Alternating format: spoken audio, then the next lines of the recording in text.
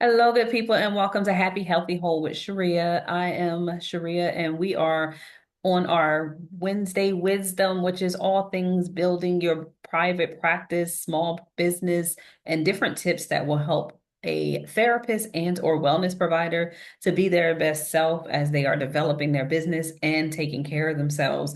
And so let's get started. I'm actually going to do a New Year series since we are going to start the new year, and I will be off social media. So I figure let me give you some foundations to get you through the month of January. Please feel free to leave some comments, some questions. And when I get back in February, I will take a look at them, try to respond to them, and give you some knowledge from my experiences over these years. Anyway, on that note, let's get started. This week, we are going to talk. Actually, let me first give you the four parts of what we're going to talk about over these 4 weeks or while I'm away, which is going to be starting your practice, your therapy practice, building success while nurturing and taking care of yourself. We're going to talk setting the foundation, which is part one, which we're going to do today. Part two is going to be building a sustainable business. Part three is going to be managing client work and boundaries. And then number four will be prioritizing your well-being, which is going to be how I have been able to do this for almost 20 something years. I gotta say 21 years at this point, almost 21, 22 years, almost 21 it might be. But that being said, let's get started. My name is Sharia Farmer. I'm a licensed clinical social worker, and I am thrilled to be here today with you. Starting your own private practice is this incredible journey, and I know it personally, and I understand it personally, but I also know that it can take a lot of toll on you both mentally, physically, and if you don't take care of yourself, it could financially cost you in many ways that you could have just actually stayed out of a private practice and did well. But I also believe that if you are interested in growing and starting a business, the importance of that foundational work and that important work that you do at the beginning will help you set the tone for years to come. I have been doing not just private practice, but consultation and training over the last few years. And partly those are my primary areas, but my foundation service was and will always probably be some way around therapy and a therapy practice. And so let's get started on what are the foundations for starting a practice. The first thing is define your why. First, let me just be clear. What is a why? We've heard this a number of different times when you hear people talking about business, talking about goals, talking about the things that motivate us.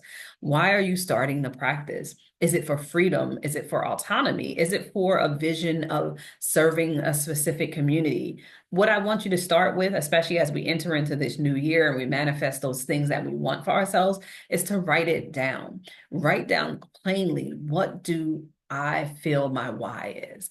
Why? Your why is going to be your anchor for those toughest times throughout the years. And there will be tough times. I mean, reality is that nothing goes smoothly or perfectly along any journey. And part of us learning and growing is understanding that upfront.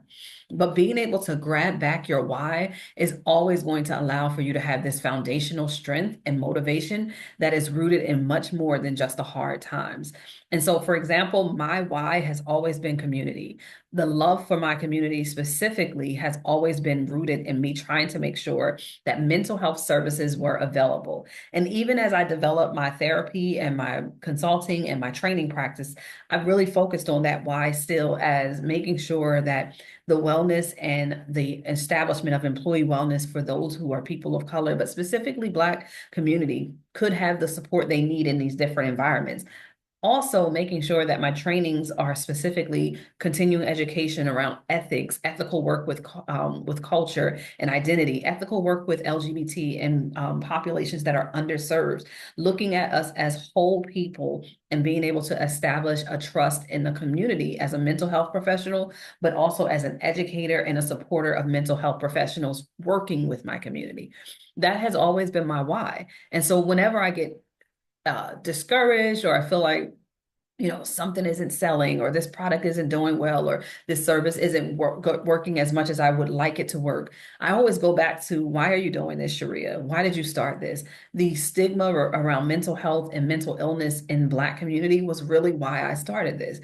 And so if I get the opportunity to navigate those misconceptions, those lies, those things that hurt us as a community through different formats of my business, then I'm going to do that. And I'm always going to go back to that's your why. And because it's your why, find ways to establish and get motivated again. And so sometimes when we have our clear why on what's the reasoning we're doing this, then we are able to go back and be motivated by that why ongoing. So find your why is the first thing when it comes to your foundation.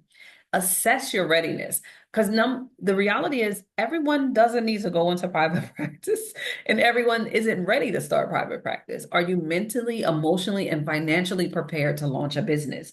Things that are really going to help you plant a garden is making sure your seed is strong as well as your soil is prepared. You can't grow without preparing the soil. That means saving, support system, and planning. Without a plan, you're destined to fail in ways that you may not even be aware you're failing. And so many times I sit back and I watch people make hasty decisions around businesses and business practice. But what I realize is that a lot of times they want to skip the plan. They want to skip the steps it takes to plan out the process. The reality is that what made me the most successful was not just my why, but understanding that I had to assess my readiness, meaning my financial readiness, my family's readiness, my ability to get in an area readiness for what I was specifically going to offer. And then I needed to make a plan that would help me to develop the process in which I was going to do this over the year. Many times that includes a budget, that includes a social media plan, that includes marketing plan, if you want to call it more than social media, because I did in the beginning, and even to this day, some of my most successful marketing is off of social media. And so being able to establish that plan helps me to then create the environment for success in my business. So knowing your readiness is going to be my next foundational thing. You have to get your soil ready.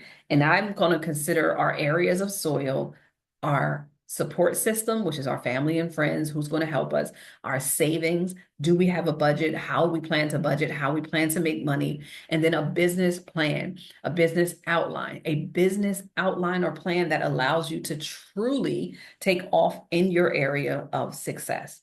The next thing you want to think about when choosing your foundation is choosing your niche. Don't be afraid to focus in.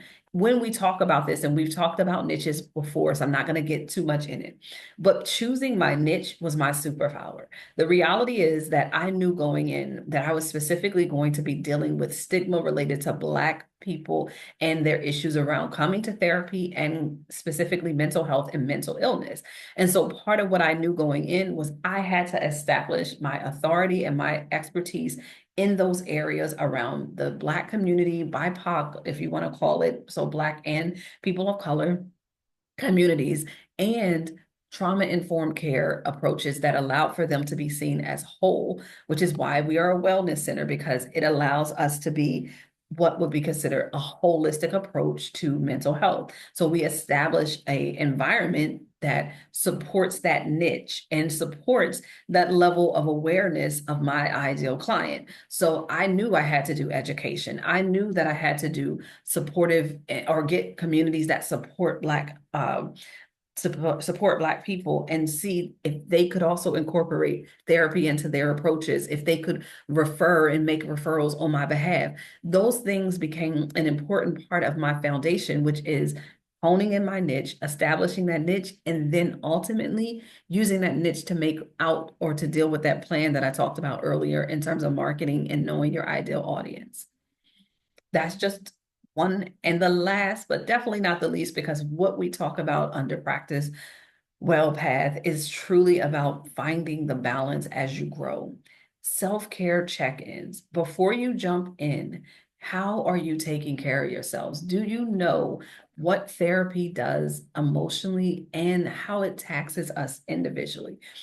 If you know that, then you also got to know starting a business and doing therapy can do just that as well. And so having a preparation and a plan, a resilience plan that allows you to know, what do I need to do to take care of myself? What do I need to do to make sure that I am my best self as I'm running and growing this practice? So when we think about that from the perspective of foundation, knowing your self-care plan is just as important as what you might teach others in your therapy setting.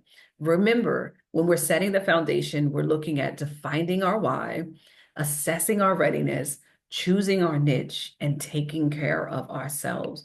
Those are the four things that I want us to think about as we set the tone for establishing the foundation for our private practice. That is the foundation. Y'all join me next week as we go into part 2, which is about sustaining your business. And remember, your success doesn't have to come at a cost of your well-being. When you take care of yourself, your practice, your life, everything else thrives around it. Make sure you remember this as you grow your practice. If you haven't already, please like and subscribe. If you are a therapist and or thinking about starting your practice, you'll see a link in here for a webinar I did on 5 mistakes that we make when we start a private practice. Please take a look at it. I think it will be a great opportunity. It's about 25 to 30 minutes long, and I talk about the 5 mistakes that most people make when they start their private practice, and it may help you to not make those same mistakes. Y'all take good care of yourselves. Be well.